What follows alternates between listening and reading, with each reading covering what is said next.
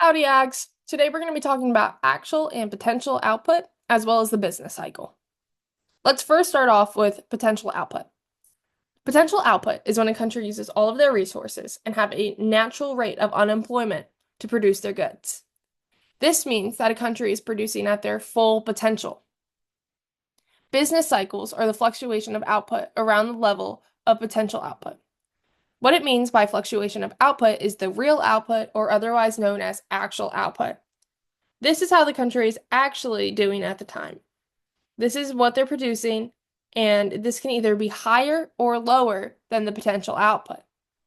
If it is higher than the potential output, they are in a boom. And when it is lower than the potential output, they're in a recession. These are shown on the graphs as peaks and troughs. Let's look at this graph real quick. You have levels of real output over time. That growth trend line is the potential output. So, as you can see, you have peaks when the country is doing better than their potential output, and you have troughs when they're below. These are following expansionary and recessionary trends. Let's look at another graph. This graph is more stagnant. Well, this is because of the time period, but you can still see those trends of being troughs and peaks. You can see one after 1980s, and you can also see one after the 2000s.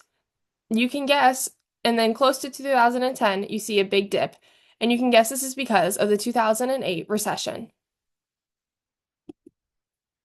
You can also show unemployment on a business cycle. The natural rate of unemployment is shown as that potential. Well, as you can see, during recessions, the unemployment rates rise, expansionaries, quite frankly, very largely over this potential unemployment rate. However, during more natural times, it is higher then, so that's when it drops. And you can see that the economy is doing well when the natural unemployment rate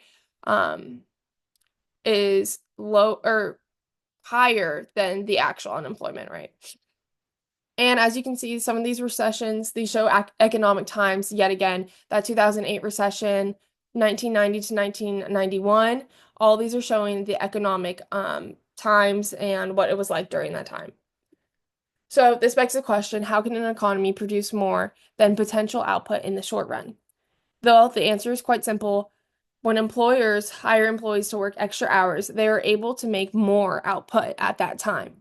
But this is eventually going to drive back all the prices or drive up all the prices, and output will fall back to its potential level. So everything is eventually going to fall back to that potential level. Everything is either going to shift to fall to move the potential or fall back to the potential level. I think that's something very important to understand. Thank you all so much.